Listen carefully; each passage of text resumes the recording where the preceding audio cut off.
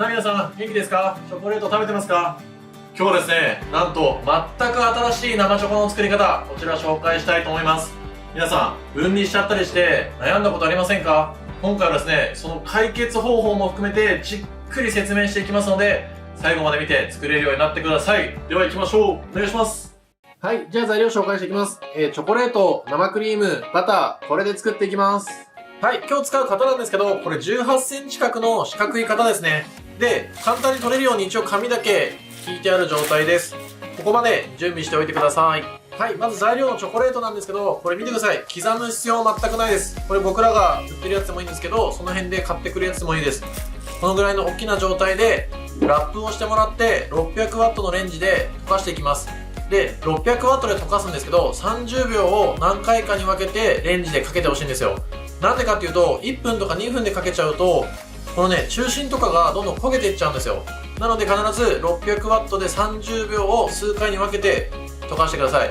湯煎とかでやるレシピもあるんですけど、湯煎でこうやってかけちゃうと中に水分が入っちゃうので、今回はレンジでやる方を紹介します。レンジの方が綺麗にできますので、ぜひそれでやってみてください。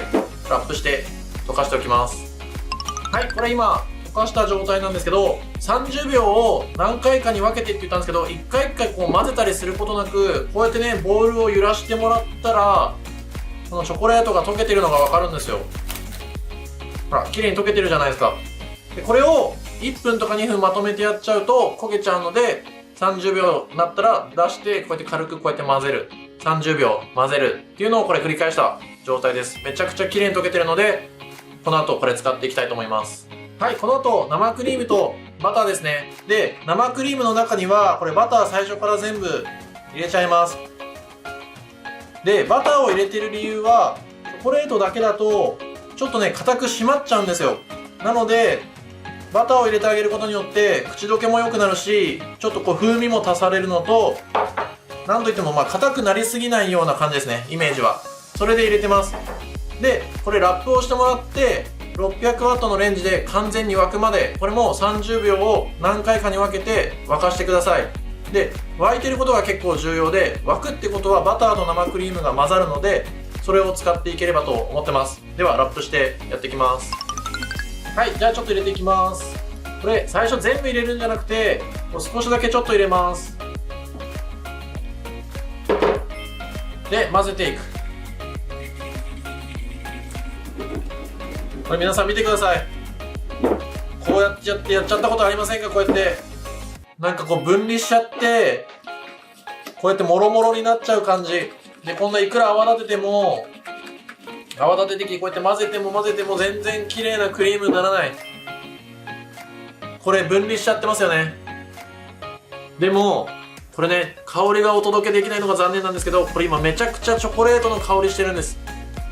で、一回これ分離させるのが実は正解で、なんで分離が起きてるかっていうと、水分が足りないんですよ。ここにクリーム余ってますよね。これを入れていってあげることによって、これがめちゃくちゃ綺麗な生チョコになります。全然これ失敗じゃないですよ皆さん。ここまでやったら実は成功なんで、ここからさらに生クリームを足して綺麗な生チョコ状態にしていこうと思います。ここに液体をちょっとまた入れます。で、ちょっとなじませていってあげてください。で、一回分離させることによって、さっきも言ったんですけど、香りがすごい変わってきますし、分離した後にこう綺麗に混ざることを乳化って言うんですけど、よくね、お菓子の本に乳化させろとかいろいろ書いてあるかもしれないんですけど、分離した後に乳化させるともう口どけが全然違います。香りもいいし、もう本当に多分ね、プロと一般の方が皆さんが作るやつの大きな違いは多分ね、この秘密は分離にあると思うんですよ。僕らのお店のケーキはもう全部一回分離させてます。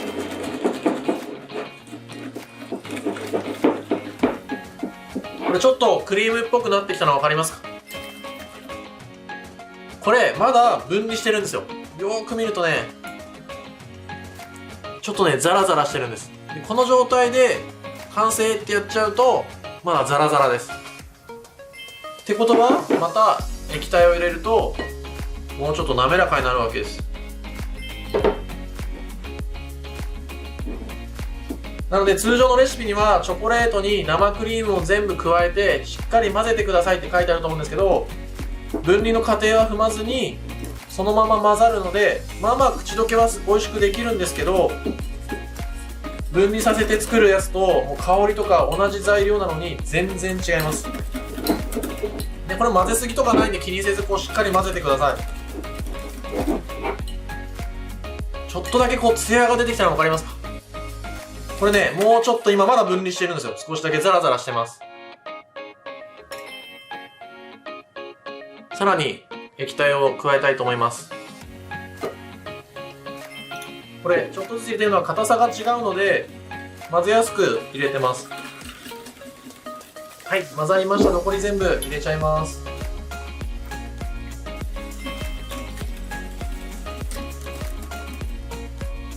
これちょっと見てください。ちょっとわざとこうやって激しくやるんですけど、ちょっとこれほら泡立て器のラインが残るようにかなりねツヤが出てきてるんですよ。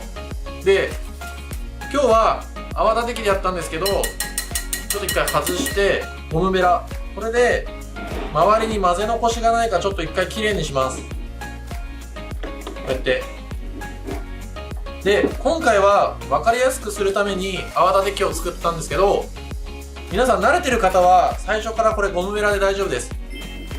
本当はこの泡立て器をするとこのちょっとね生チョコの中にこう気泡が少し入るんですよ。でそれが口どけがどうのって結構言われるんですけど、今回分離させることによってもうそんなのはね凌駕するぐらいめちゃくちゃ香りと口どけ良くなるので、そっちを優先しました。見てください、これツヤめちゃくちゃ光ってないですか？でさっきの分離と違って滑らかな状態になってるんですよ。これめちゃくちゃ美味しいですよ。今香りもすごいですし、これをさっき用意した型に流せばもう生地は完成しちゃいます。ちょっと流しておきます。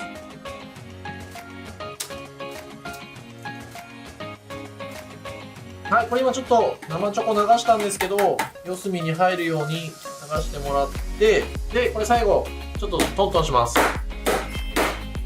これは生地をこう角に行かせたいのと表面を平らにしたいのでやってます。はい、そしたらこれ冷蔵庫で完全に固まるまで冷やしてください。はい、これ冷やした状態ですね。これ触っても手についてこない状態です。型から外していきます。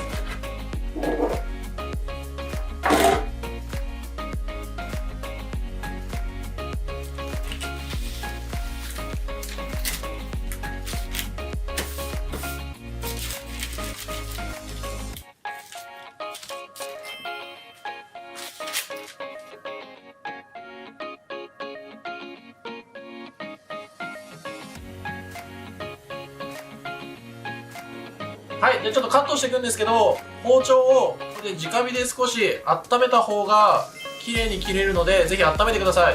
湯煎とかは絶対ダメですよ。お湯はやめてください。直火で炙ってもう触れるぐらい、ちょっとあったかいなってぐらいで十分なので、それで切っていきます。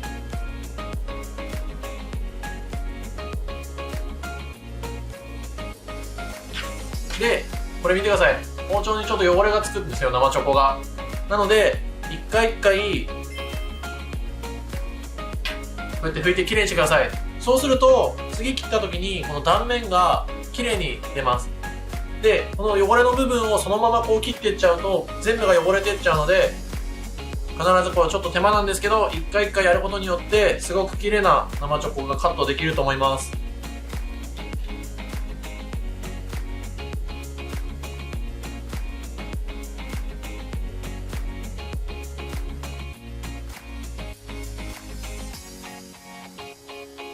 さあカットできましたよ。いい感じです。完成です。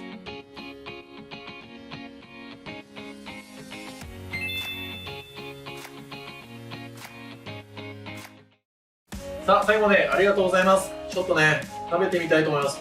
柔らか。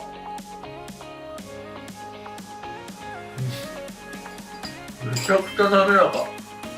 でも香りがいいですね。なんかすごいチョコの香りしますよ。ちょっとレベルが違うな、これやばいな。さあこれポイントのおさらいですね。皆さん、分離ってなんかネガティブなイメージあったじゃないですか。でも今日見ていただいた通り、分離しても全然 OK なんですよ。生クリームを足すことによって最終的に綺麗に乳化しましたよね。で、もしお餅のレシピでこうやって作ってみて分離しちゃって、もう入れる生クリームがないっていう状態があるとするじゃないですか。そしたら、もうね、牛乳でもいいです。もう極端に言ったら水でもいいんですよ。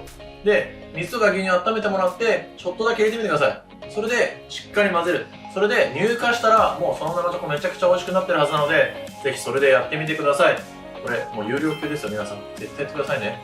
今日も最後までありがとうございます。コメントを必ず入れてください。チャンネル登録もぜひお願いいたします。また皆さんに会えるのを楽しみにしております。また会いましょう。さよなら。